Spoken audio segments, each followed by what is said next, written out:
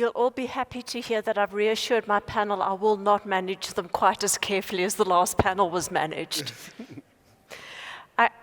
Today we're joined by a couple of the leading practitioners on a global level around payments, at least in experience and exposure in seeing different countries and different approaches to payment systems. So I'm delighted to be joined on the stage by my two fellow panelists in the context of a world that's changing very rapidly. So those of us who grew up in payments probably remember when it was just a back office function that quietly printed money and no one had heard of. We've become a space where central bank governors talk about us. You see articles about payments in the mainstream media. We're suddenly front and center in a way that we've never experienced as an industry. And I think there are a variety of factors that are driving that. So customer expectations, changes in technology, geopolitics, all the rest of it. I'm not going to delve into those details. I'm going to leave that to my panel to talk to. We did do a little bit of a preparatory exercise ahead of this panel where we asked on the app for a few of you to give us a word cloud of comments on what you thought were the biggest trends in payments. It was quite an interesting response in that many people responded, I think, pretty much the way the questions that were presented earlier arrived, in long sentences as opposed to individual words. And I think we're going to put a word cloud up for you showing what that feedback looked like. But what I'm first going to do is put it to our two panelists and say, in your experience of the world that you're seeing through the looking glass, what are the biggest trends that are driving changes in payments? And Leo, seeing as you're closest, I'll start with you. Very well. Thank you, Geeta. Thank you for the lovely introduction. And it's a pleasure to be here in Johannesburg once again. For me, the strongest trend, I think, is actually the one that we just heard about in the previous session, is geopolitics.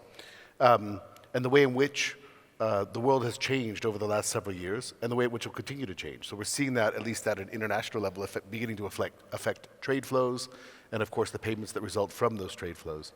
We're also seeing the topic that comes up in that context of sovereignty and sovereign risk, which is, I think, an important topic. That's driving payment systems development at national level across a lot of different countries. I would also like to highlight, excuse me, that in countries where we're seeing successful development of national payment systems, we see very strong collaboration between industry and regulators. So that basically what we need is clarity of goals and clarity of purpose and so on and so forth. So we're seeing that I think is a strong trend. And the other thing I'd say is where you don't see that, right, you don't see that kind of drive forward that happens very well. There's probably one important thing that I need to mention that takes place in an international context, not a global context, which is the G20 agenda for improving cross-border payments. Now, of course, there are four key elements to that: cost, speed, transparency, and accessibility. I want to highlight one of those four in particular, which is accessibility and the impact that has on national payment systems. Because while cost, speed, and transparency are all important, no doubt about that, but I think the one that's actually having the biggest impact, in particular here in Southern Africa and in South Africa, is accessibility, and the way in which non-banks are entering the payment sector, the way in which banks themselves are reaching out to new customer segments that they haven't been able to reach in the past, and so on. So that accessibility is a key one. And then the fourth trend that I wanted to highlight is fraud, and the way in which fraud has changed over the last few years as well. It used to be that and there were a number of very good studies that tracked unauthorized fraud. It was based on what was being reported, right? But as over the last few years, we've really seen fraud move from unauthorized fraud into authorized fraud, or scams, where instead of me stealing your card number and, excuse me, creating a fraudulent transaction as a result of that, I dupe you into actually sending me money using the credentials that you have. So I'd say those are the four things that I'd highlight: geopolitics, collaboration between regulators, the G20 agenda, and the accessibility that it's promoting, and fraud. Thank you. Andy, I don't know if you want to add to that. We spent some time with you yesterday where you took us a bit through Australia's payment strategy and the very clearly defined ways that direction has been set and clear roles between all the different parties. I'm sure that impacts some of your thinking around what are key factors impacting your world. Yeah, I think it does, definitely, and I might sort of come on to what we're doing in Australia in a second. But just to add, I mean, I think when you kindly shared the word cloud with us, what was interesting to me was that There were probably a couple of looking glass factors that didn't leap out of the word cloud. So one is really around the fragmentation of the payment system. And I think you can almost hark back to that moment when Facebook announced Libra, which then didn't happen. But there was a real concern about, well, what does it mean if money is no longer central bank or commercial bank money, and it's no longer on central bank or commercial bank rails? And I still think we face into that when you think about digital wallets, when you think about the whole digital currency space, including stablecoin and also crypto. So we're definitely sort of seeing that fragmentation, and that can cause some interesting conceptual issues, really. So that was one factor. The second factor actually goes back to your introductory remarks about, we used to think about payments being the boring plumbing. Ironically, they've become exciting, but I wonder whether we stand on the precipice of them becoming invisible. So when we think about concepts like embedded finance, the role of AI, so things like agentic commerce, where I'm not making the payment, but an agent is making the payment on my behalf. So it's less about the payment, it's about the payment as part of the digital experience. So I think those are the kind of looking glass moments. And I wonder, when I looked at the word cloud, there were two things that really struck out to me.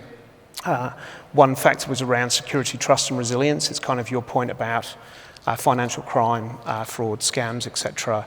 But what does it mean about security, trust, and resilience when you're dealing with those kind of factors where money is moving in different ways across fragmented systems, and when the payment is hidden? And then the second one was around regulation. Regulation really leapt out in the word cloud, and again, how does regulation keep up? How does it make sure that if I'm a consumer or another type of end user, I know I can have confidence in that payment, and I know that I'm protected? Thank you. I think you've both we've talked a lot about the geopolitics, you both touched on it. But one of the phrases that I've started hearing quite a lot about is this concept of payment sovereignty. Now, South Africa, like Australia, isn't necessarily the biggest economy, and certainly you've seen what our growth looks like. Can a small economy afford payment sovereignty? And maybe the starting point before that, because I'm going to pose that second question to Leo, is what does payment sovereignty actually mean? Because I love Justice's one cartoon that he put up where Donald Trump says, I hold all the cards, and China says, we make the cards. And I think that's quite a relevant conversation in the payment sovereignty conversation. So perhaps if we can start with what do we mean by, say, payment sovereignty, and then, Leo, the question about, well, can we afford it? Yeah, so I would suggest that our definition of sovereignty has changed. So it used to be this sort of positive ambition that if I'm a country, I should have my own payment system and I should own that, that whole infrastructure. I think it's actually now used in a more defensive way. I don't want to be beholden to anybody else in terms of my payment system, my payment infrastructure. And so I think really it's showing two risks. So one of them is the geopolitical risk. I'm concerned about particular countries, either in terms of them potentially pulling the plug on that payment system or in terms of them infiltrating that system from some kind of state-based cyber activity. The second risk is the concentration risk, and it's interesting when you think of other industries. We've kind of lived this in digital platforms. There was this huge competition in digital platforms. There was the fragmentation that I talked about earlier, and then we've kind of ended up with a couple. And we've seen that in cloud services where we've definitely got a concentration risk, and I think when I talk to central banks and others, people are increasingly worried that we're going to end up with the same concentration risk in AI. So I think definitely the definition of sovereignty has changed. And in that context, then, can we afford payment sovereignty? I think I would start by saying, can we turn that around and say, can we afford not to? I think is the issue, right? So I think that the risks are so great. It's sort of the classic risk evaluation matrix of the impact versus the likelihood, right? So the likelihood of this risk materializing has been going up, while the impact has been going up at the same time for a number of years. And that, I think, has been driving exactly the kinds of deliberations that Andy was just describing. When I think about it from an actual cost perspective, though, I did some very quick sort of back of the envelope calculations, right? So even if you suppose that running a national payment system costs, for the sake of argument, call it $50 million a year, right? At least at a central infrastructure level, right? So that would be, if I do my maths correctly, about R1 billion a year, yeah? A little less than that. I don't know what the real number of running the central infrastructure is here in South Africa, but at that level, you're talking about roughly 1/8,000th, yeah, of GDP. It's not a big number. I realize that $50 million is a lot of money, yeah, of course. But again, when you look at it from the point of view of the economy as a whole, it's really not, right? So the real question is that investment then better pursued and better placed in domestic resources, right? Or in resources that you can control or that you have greater control over, or do you need, or is it worthwhile to relinquish that sovereignty for other types of gains? And that's the trade-off that I think every country in the world is going to face, regardless of size. But even in an economy the size of South Africa's, in my judgment, you're certainly large enough to be able to afford your own sovereign infrastructure.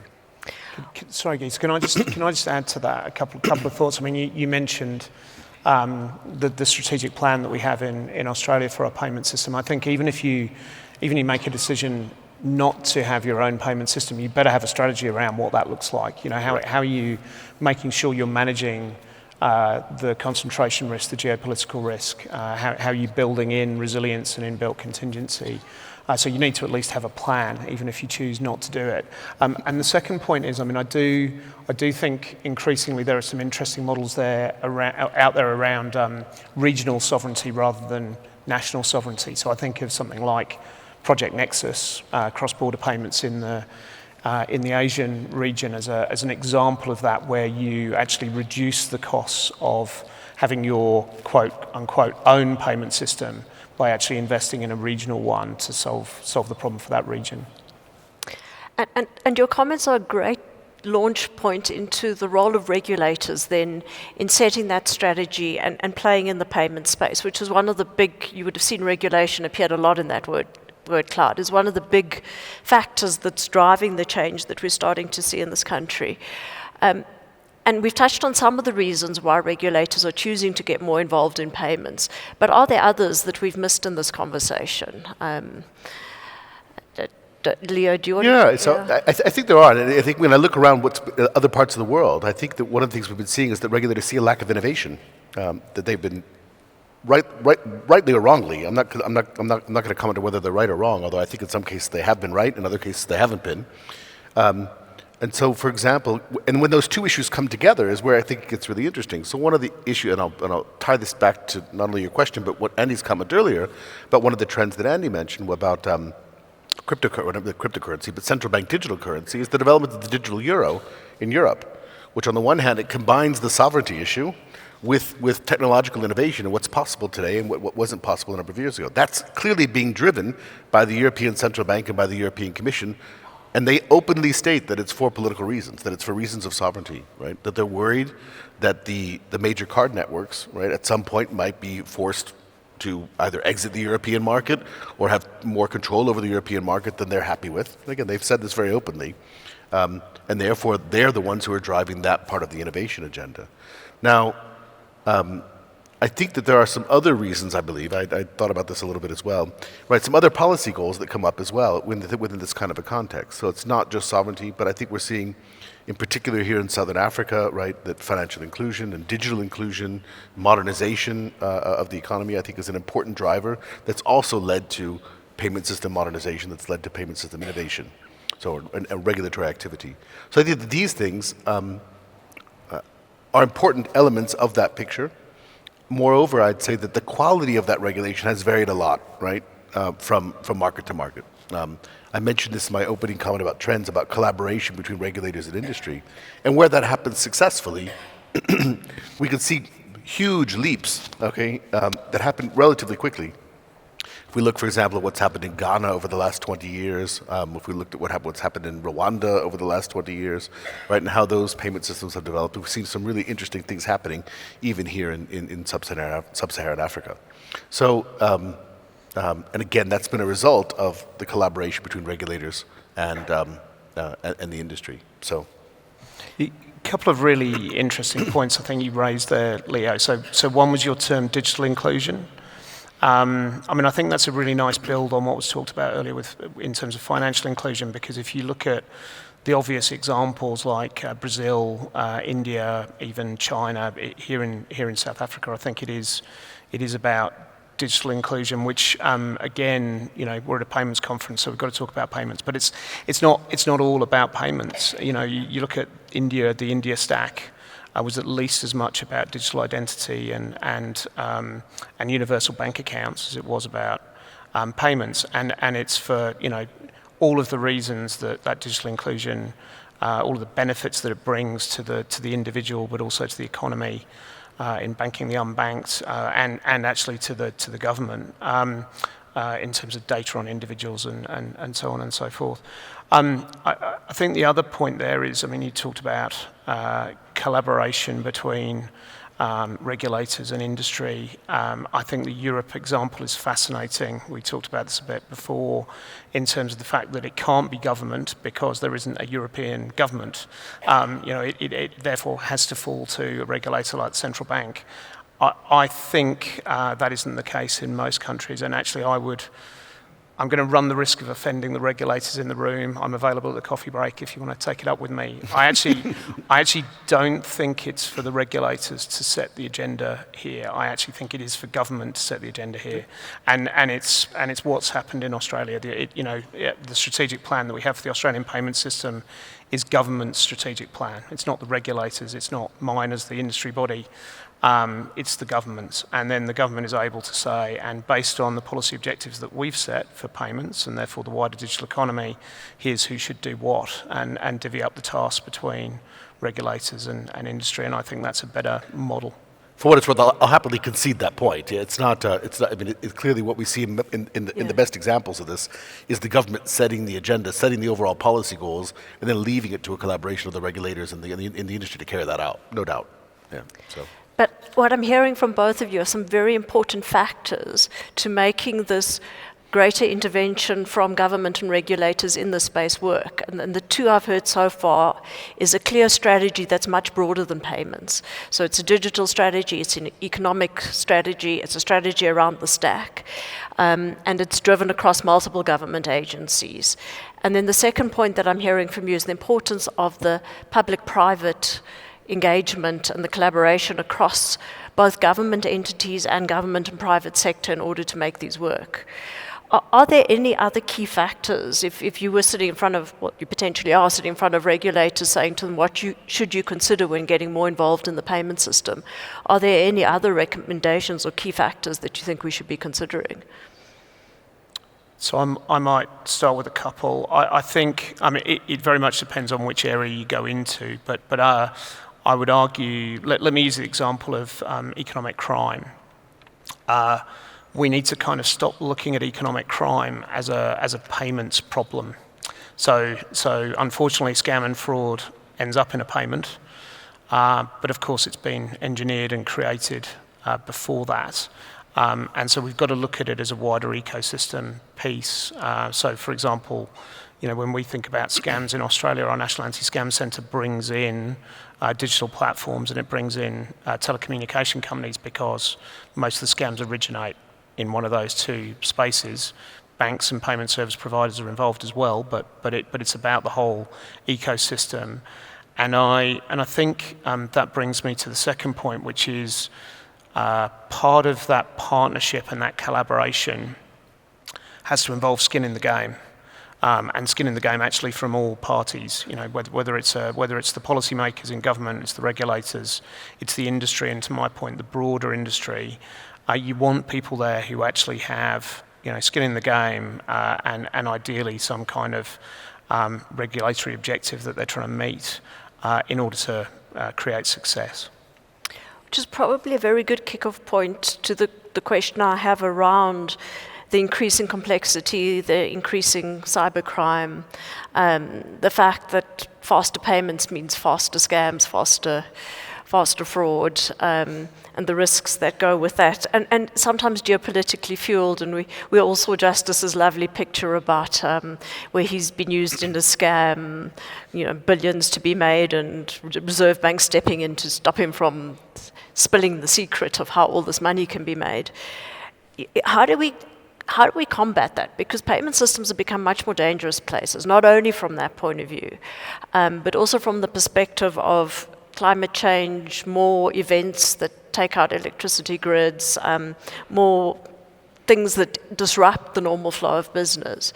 So how do we, in an increasingly complex world, manage to keep our systems relatively safe? And we'll talk about the fragmentation in a minute. I see there are lots of questions coming through, so I think I will probably go from the questions around how do we keep it safe to how do we deal with, or is fragmentation a good thing, and if it is, how do we manage it, and then pick up on the questions here. But let's start off with the safety one, please. You want to have a crack first, or shall I? I'll have a crack if you like. That's fine. So I think there's a lot in what you're asking there, Geeta, and I might sort of delineate between economic crime and resilience. So I think, as I just said, I think we need to, as payments people or banks, stop kind of stepping in and trying to solve economic crime on our own. It doesn't work like that. It is an ecosystem piece, so no one actor can solve for it, no one industry can solve for it. So it is about getting the wider ecosystem together. Our National Anti-Scam Centre has done that in Australia and has seen scam losses reduced by 36% in 2 years, which I don't think has been seen anywhere else in the world. So that there's a positive story about, if you get that collaboration right, and part of that, by the way, beyond those actors, is also getting law enforcement involved. Actually, the word scam and fraud are unhelpful. Let's just call it economic crime. There are criminals at the end of this who we need to pursue and bring to justice, not wearing capes. So let's bring law enforcement into that fold and that collaboration as well. So I think that's the way I try and think about that one. And then similarly, I think when we talk about resilience, then again, we need that sort of collaboration between regulators, institutions, potentially when you get into energy or telco outages, bringing them in as well. Again, we've got an initiative called the Industry Resilience Initiative that tries to think about it in that way. And I mean, the problem with that is it becomes such a large-scale issue. You've got to break it down and phase it. And for those who want to hear more, cheeky plug for my resilience panel that's coming up this afternoon in Electrum, because I'll talk about it a bit more then. Okay. And I'll latch on to your differentiation between those two elements. I think about a year and a half ago, my colleagues and I, we did quite an extensive study that actually looked at fraud prevention measures in a lot of different countries around the world. Australia was one that really stood out at that time, still stands out today. So congratulations, Andy, to you and your colleagues for doing that. There were a couple of others that stood out as well. One was in Malaysia, for example, where they also have a national financial crime prevention center. Japan, and I think Japan was another country that really stood out in this context as well. And the one thing that three countries all really had in common was about information sharing within the confines of data protection laws within those countries, but actually then enabling information sharing among various parties. And it included not just the banks, but also the telecommunications companies, social media companies, and so on and so forth, right? Who were then obligated to report these scams so that fraudsters could then be blacklisted. Of course, they're using fake identities or synthetic identities to be able to open up new accounts, and that's probably not preventable entirely. However, the efforts the efforts do prove to be quite successful when it's coordinated among multiple stakeholders. On the resilience side, I think you've said everything that is there to be said, right? Which is that I think that it really is about putting together the right kind of plan and putting together the right kind of technology and ensuring that we stick that all that just gets phased in appropriately. So that's what I'd say there. Now, you had an additional comment about fragmentation. I've forgotten what the question was. Yes, yep. So coming to that theme, because I think we've touched on it, and reading a lot of the questions, it will lead into those well. the moment you're building your own national payment systems, you're not necessarily displacing the others. We're seeing increasingly new forms of money, so stable coins underpinning payment systems, central banks stepping in to try and protect their own sovereignty through the CBDC example that you've spoken about. What does a world look like where we have all of these different competing forms of money, potentially domestic and international payment systems? Are payments getting more fragmented? And if they are, is that a bad thing? I'll go first this time. Okay, so they're definitely getting more fragmented. And I would also say it's not a bad thing. So I'll come down firmly on that side of the fence. The answer, I think, fundamentally, the reason why that's driving that fragmentation is that customer expectations are changing, customer needs are changing, and that's fine. We're seeing, of course, what people have talked about for years, the atomization of payments. The payments are tending to get smaller in size, or at least digital payments are. It's in part because they're displacing cash. It's also in part because we're doing things like agentic payments are beginning to emerge. We're getting the Internet of Things type payments, and so on and so forth. So the variety of reasons that are leading to that fragmentation. And when I then look, for example, at the ways in which, at the impact that that's having, one thing I will say, I'll come down and I'll make another controversial statement. Somebody can take me on at the coffee break if they want to as well, which is that for me, cryptocurrency is not a payment system. Of course, you can make payments with cryptocurrency, yes, but it does not have the scalability, it doesn't have the efficiency, it doesn't have the stability to be an effective national payment system, nor is there any appreciable volume that's going through these things today. It's an interesting tool. It's an interesting idea. It's a valuable, speculative commodity for a number of people as well. In fact, I have a relative in Germany, right, who just bought a house based upon profits he had from trading Bitcoin. Yeah, so people certainly can make money off of this, but it's not a payment system.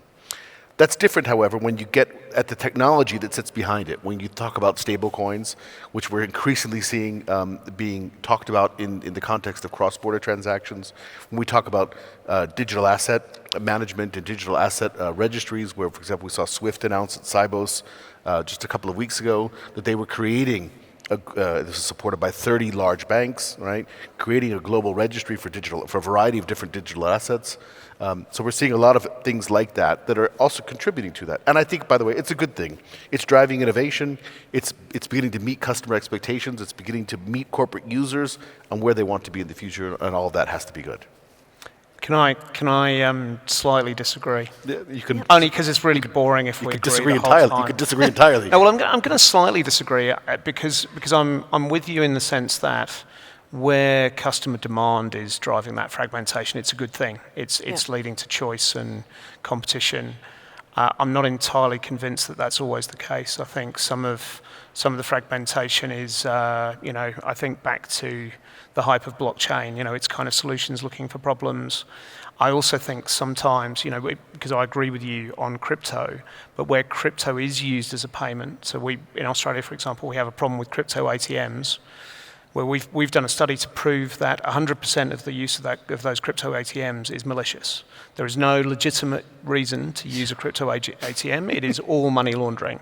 And New Zealand did the same thing and have now banned crypto ATMs. And I think notwithstanding points like that, when you get fragmentation, whatever the cause, you cause an interoperability problem. And we all love interoperability in terms of I can use my card anywhere. If you get fragmentation between rails, it can be unhelpful in how you solve for that. And you don't get me wrong, you can solve for it through interoperability standards or orchestration layers, but you absolutely need to do that. And I also think, and it was interesting where you started here, Geeta. I think we as payments industry people kind of need to deal with legacy systems before we build the new one. You guys have done an amazing job here in dealing with checks. We still need to do that because otherwise you just create all of this investment in all of these competing payment systems. And again, you don't really have a national payment strategy that sits over the top of it to say, well, we expect this type of payment to be processed over real-time rails or this type of payment to be processed using stablecoin. And you kind of need that idea rather than just this proliferation.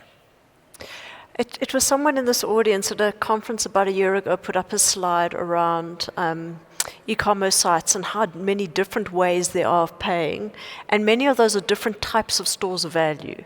And I think that's when some of this complexity comes in, because you now have proliferation of payment systems, and whether you regard them as money or not, and whether they're used for malicious purpose or not, you have different forms of stores of value that are coming into play. And at the same time, you have this very strong regulator intervention around we're building core infrastructure that's going to underpin the economy. It's going to carry the multitude of the volumes. How do you see this world playing out? Before I start getting to the questions, what does the world look like where you have almost these opposing forces that are playing against each other, and a world where kind of anybody can sit in their garage and just about create their own different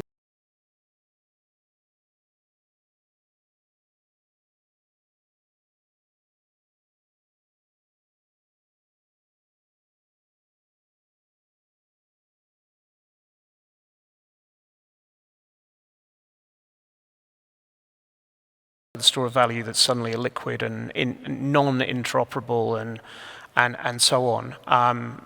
So choice sure is a good thing, but choice that leads to that is a bad thing. I mean, I think we've kind of seen this before. I talked earlier about the concentration risk. I mean, in most new markets or new ideas, you start with that proliferation, and then you actually come back to something that is more cohesive.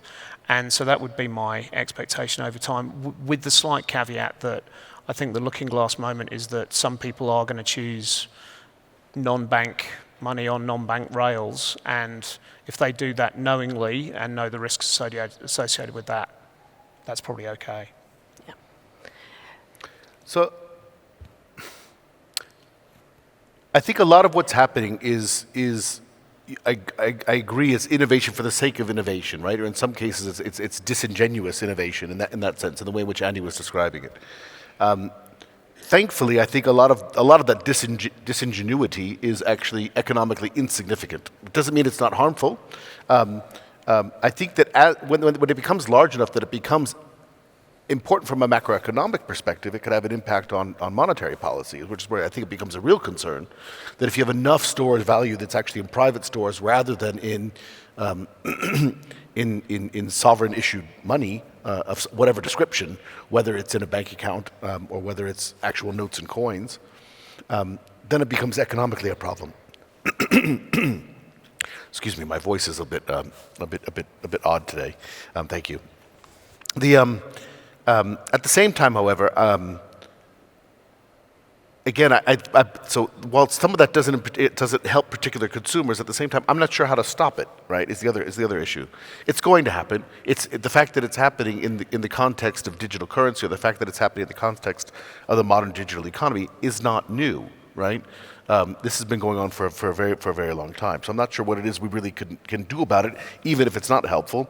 But I think you're right to point out, you're both right to point out, that it's very wise to think about how it is that we want the payment system to develop, and how it is that we want to actually channel some of those energies into more productive, how shall I say, riverbeds.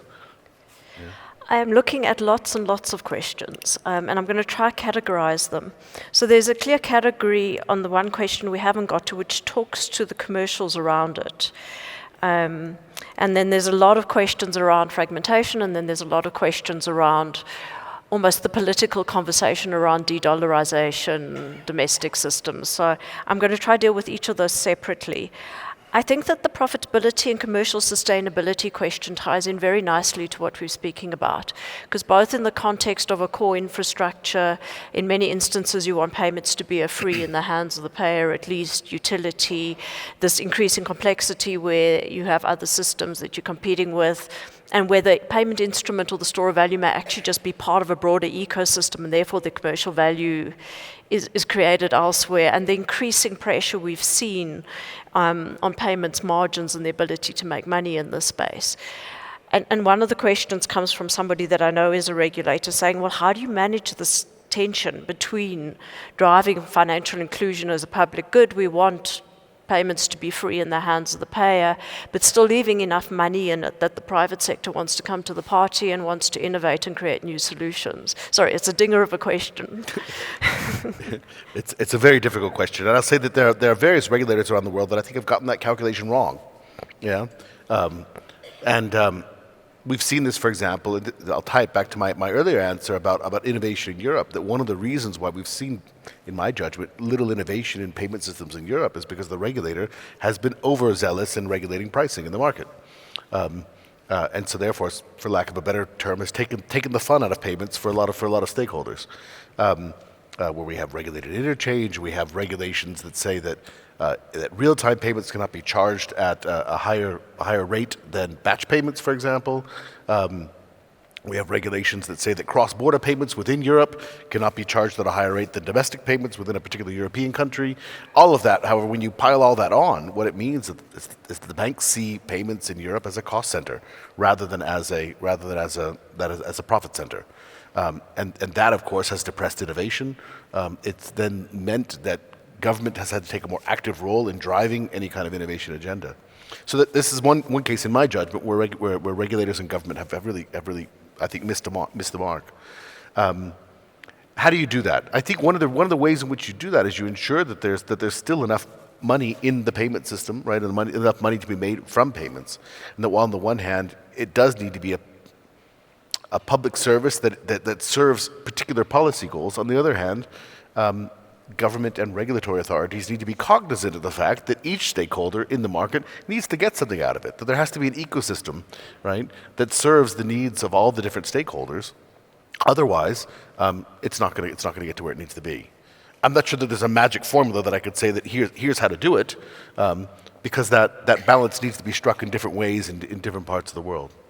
But yeah, so I completely agree. I mean, I think the direction of travel here is that there's going to be less profitability in payments per se. Undoubtedly, that's the direction of travel. And if you use a really extreme example, so UPI in India, completely costless. And so if you're a bank provider, or actually just a payment service provider of those payments, the worst news there is that you've got no revenue. And because all those payments used to be in cash, you're going to probably need to upgrade your core platforms to cope with the additional volume. So you've got actually pretty significant investment in your infrastructure and no revenue to pay for it. So there's no silver bullet, but the point that I would make is that therefore it becomes more about your relationship with those customers and those new customers. That is obviously a lot broader than payments. So if that leads to other revenue sources around credit, etc., then that's worth thinking about. And or, the threat is otherwise you lose that customer to digital platforms who are happy to service that customer alternatively. Sure, I'm struggling to choose between all of these different questions that are coming through. I see a lot of questions that related to the beginning of our conversation that talk to alternatives to SWIFT, talk to alternatives to the dollar as a currency of trade, that talk to alternatives to card systems. That seems to have caught quite a lot of attention. Have we seen this done, not in sanctioned environments, because that's a different discussion, but in non-sanctioned, plugged into the global economy? Have we seen this successfully done anywhere in either of your experience?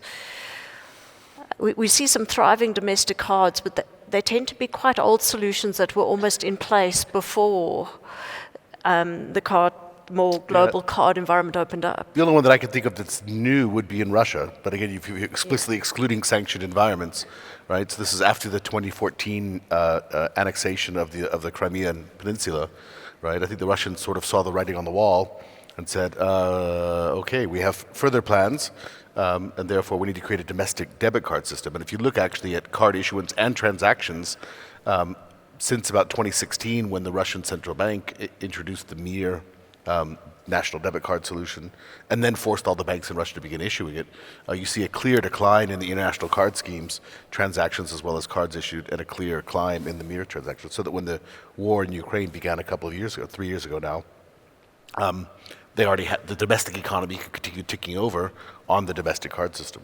Now, that's a bit of an extreme example, okay, and one that you probably explicitly excluded. But I think another interesting example here might be what's happened in China over the last few years. So where the use of digital wallets in Alipay and WeChat Pay, and on the one hand, right, for consumer payments, again, a domestic system, but not one that was created with any kind of central direction. And in fact, I think it's one that probably has gotten bigger than the authorities wanted it to become. But at the same time, of course, China has been trying to create an alternative to SWIFT. I think it's called CIP or C, I think CIPS, yeah. CIPS, exactly. The Chinese International Payment System, which is meant to be an alternative to the SWIFT network, in anticipation, is my expectation of getting of whatever activity China, I don't know if they're planning anything or if they, or I think it's perhaps just a risk mitigation measure, okay, at some point in the future. Now that said, I don't think that it has the global coverage. It certainly doesn't have the global coverage that SWIFT has. It certainly is not a viable alternative to SWIFT yet. It doesn't mean that it's not possible to create one like that, but I don't see a viable alternative to SWIFT at a global level. I think you're right. I think, and Geeta, your point's a good one, that I think when you look at the domestic card schemes, the ones that are successful, FPOS in Australia, in Canada as well, you've got, they've been there, they've been around for a while. I mean, I think the only other examples, and we've kind of talked to them already, is PIPC in Brazil, UPI in India. So new real-time payment rails that are actually displacing card payments as well as cash. I mean, you look at the international card schemes in India, and they're incredibly low volume. And of course, that's all about, well, how do you make it so that not only is that real-time payment system usable account to account, but actually usable at POS, which obviously India have done through QR code. Not radically different really to M-Pesa here in Africa when you think about it. But I think the other fertile bit there is to think about how those real-time payment systems can be used online.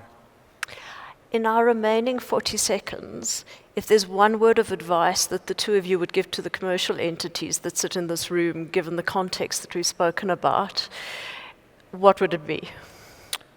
So I think I covered mine earlier. Don't just think about payments, think about the customer relationship, because I don't think there's money to be made in payments going forward. Thank you. Yes. What he said. No, I guess to take it a little, certainly we need to serve our customers' needs. I think we need to be careful that payments don't become a loss leader to other financial services. It's certainly possible that it could develop that way, but I think we need to be careful that payments don't become a loss leader, that they remain a profitable and a viable business in their own right. Thank you very much. It's been fun. Thank you. Thank you.